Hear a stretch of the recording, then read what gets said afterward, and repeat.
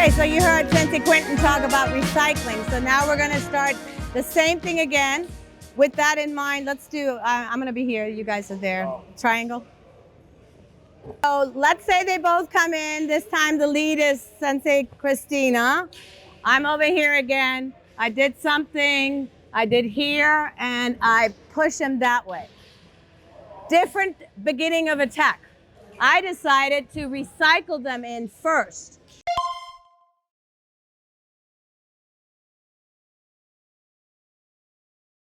What does recycling do? It creates a buffer between you and the second. It creates a buffer. Okay, we'll go with that. That's what, yeah, he just threw it in there. It gives you more time to think. More, do what? Oh, that's cool. Good answer. I like that one too. Puts them in the same line so you see both of your attackers versus having to worry about keeping eyes on multiple attackers. Takes you out of the crossfire. Takes you out of the crossfire. Boy, you guys are really good at this. I need more answers from my guidelines. You can hang on to them if you want to and keep them in front of you. That would be shielding. That's shielding.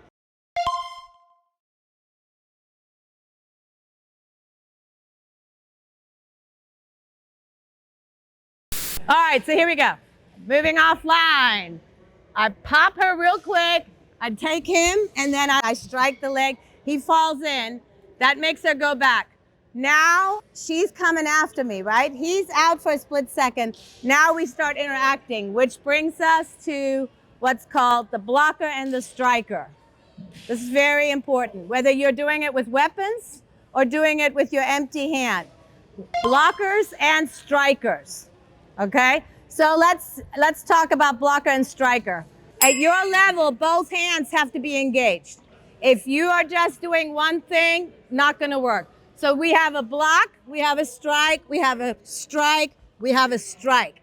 Ideally, you want your block to be one level and your strike somewhere else. You don't want, it's like we don't want to hit the same spot over and over again, right? We want to hit multiple spots. So blocker comes in here. I'm gonna do a striker here. If I strike to the body in a demo, you do this. Or you strike here. Oh, look at the reaction. You see that? That's a good uke. Or okay, this one, there's no way to go through that. So you only sell it by hopping up like that, okay? Blocker and striker.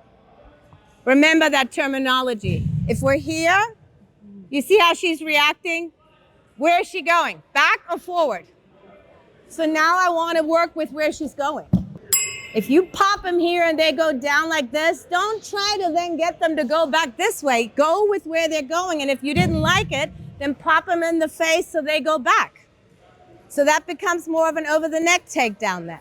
But you don't have much time to spend with this person because the other one didn't get really hurt. So they're coming back in. They got a little bit of pain, but not enough for the show to be over. Now we're going to talk about the hunter. The hunter versus the hunted. If you have two ukes, and we're ready, and then we go. I'm waiting. I'm waiting. They're hunting me. That's not good. It's okay every now and then for them to come to me. But if I'm here, I'm not waiting. I'm going after her. They're coming in. I see her coming. Let's say she comes with a downward, sorry. She comes like with a downward. This is hunting. She didn't even get a chance to go all the way through on that strike. I caught it right there. Okay, you see it? So this is the way we then go, and then we can take them down this way. So you have to learn in your demo not to stand and wait for your ukes to come to you.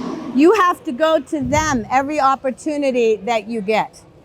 That's called being the hunter. So that's a very important thing because it's going to kill time if you stand and wait. So instead of everybody punching only, like Sensei Christina said, start thinking of different hand techniques that you can use instead of just a punch. But now it becomes interactive. This is your next part now. This is where it gets challenging. So let's say I'm here. Let's say I do an uppercut. Now what is he going to do next? Oh, now the interaction begins. Because ukes don't just throw a single technique. That's the worst thing you can do. You guys have been in Cuong Nhu so long now and training. We don't do that anymore. We don't just go one, boom, and done, right? Who fights like that? People fight with both. When you spar, you just go like that, or you pop, pop, pop. You're using both parts. You're using your legs, everything.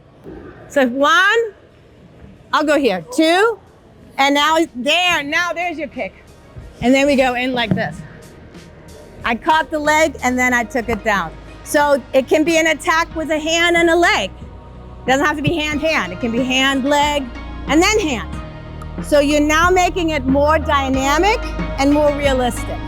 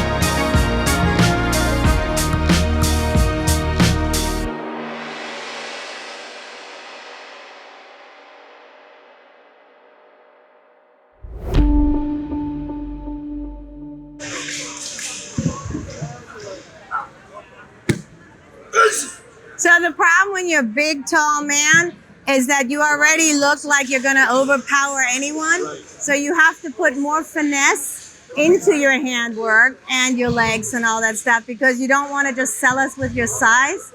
You want to sell us with your ability. Why do you think I keep asking who's in the center? For the audience. Okay, it's very important that you either position yourself this way or that way. Every now and then you might be over here, but you want to be here for only a split second. You never want to turn your back to the audience either. How are they going to see what you're doing? Black belt demo versus Dan demos. In Dan demos, you have 3 rounds with each person. On the 3rd one, you kill the person. That's called the super sequence, right? Making sure you all have that lingo down.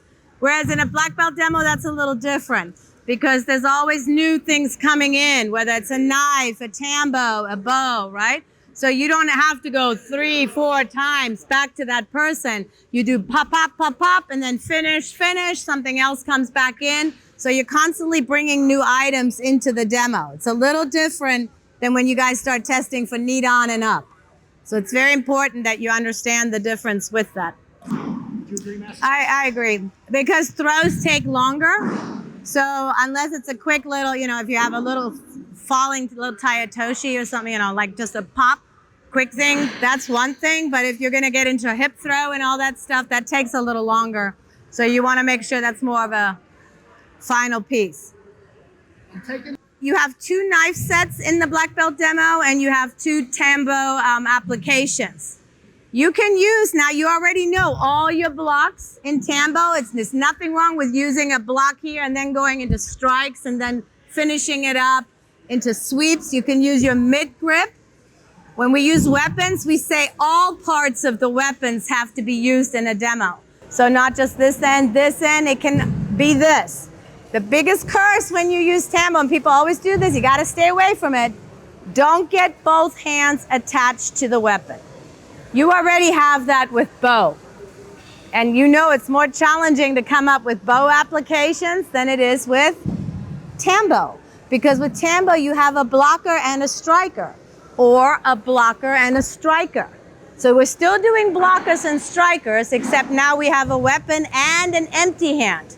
So you have to think of that, okay? Same with the knife. All these different sets of knife self-defense, break the arm or bend, go into pressing arm, strike here. incorporate already what you know. Don't try to get all crazy and wild and make everything up new. You know Tambo 1, you know there's great blocks in that kata right there.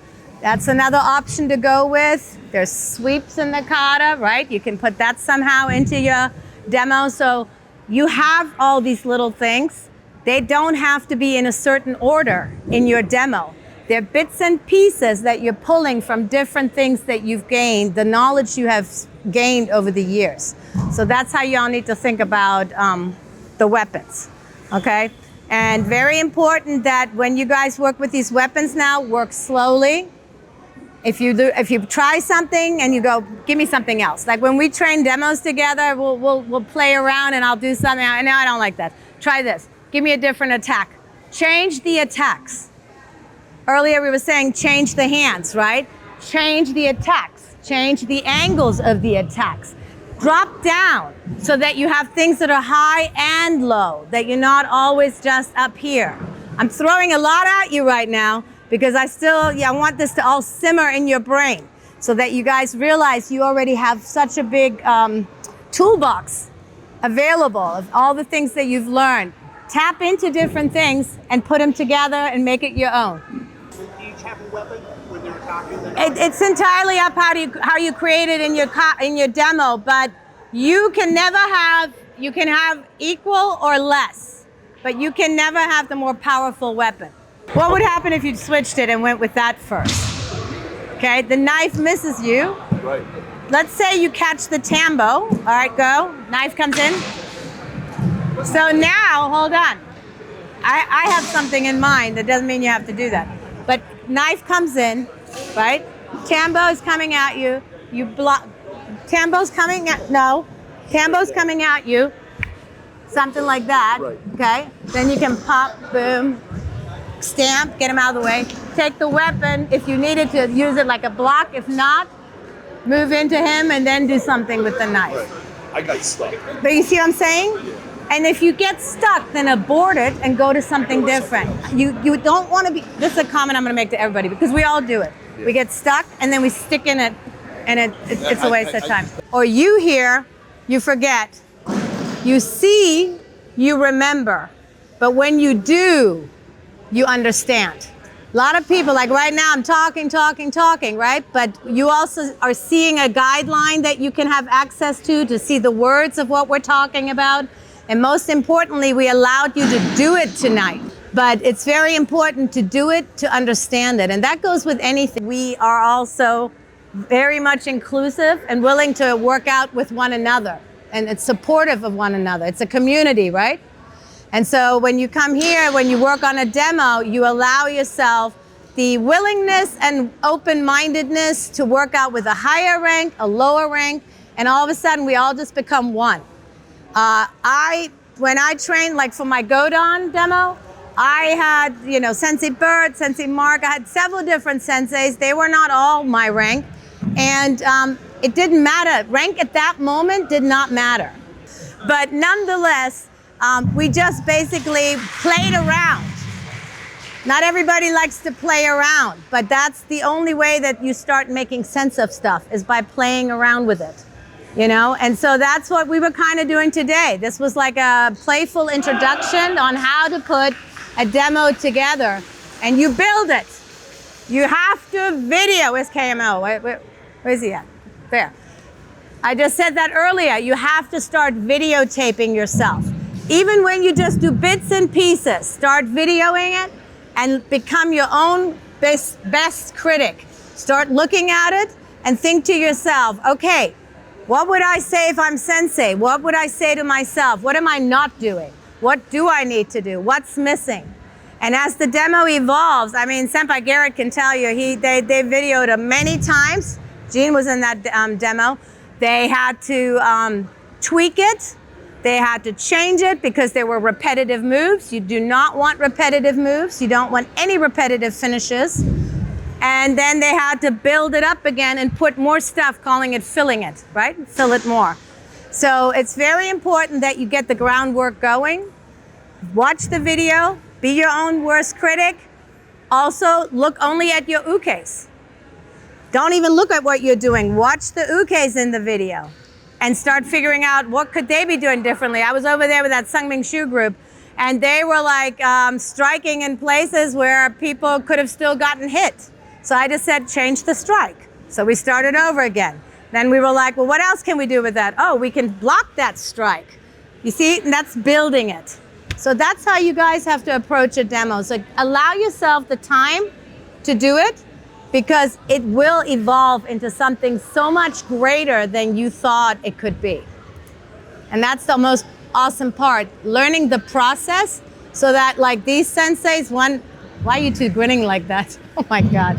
Like these senseis one day, these guys, I work with those two as well, when they train for their Sandan, that you can be here then helping us pass this information on to the next generation. Because right now you are the next generation. And it's very important. I've had back pain. I don't usually have these kind of issues. That's why I'm sitting down a lot this training camp. But there will come a time when I'm not going to be able to demonstrate moves like that. That's just reality. And I need the next generation to be able to carry this forward. And that's you. And I love the fact that all of you showed up today and took this so seriously and trained so hard and were willing to try different things. That's the spirit you're going to want to bring to your future students. And that's the only way that the style will keep on growing. Okay? Very important. I hope you guys got something out of this class. The demo guidelines, like I said, Sensei Bird can give you the link. It's on the website. So if you go in the website section where we have resources, the demo guideline is there. You can get it right there from that section, okay? So look at some of that stuff and get great ideas and inspire the rest of the style with your demos when it's your turn to test. That's the greatest gift you can give back to your style and your dojo and your senseis. Okay, all right, ready? Stand? We want to do a group picture. Is that cool with you guys? I just don't know who's going to take it. Sensei May is here. Just, I don't know, on the phone's fine. Will you take a group picture? Let's get the photographer to tell us where to stand. Where is she? Yeah, just come around real quick. Let's bow real quick. Next circle. We'll just, or just like that's fine. Ready? Neem. And go. All right. Thank you, my wonderful people over here. We're good?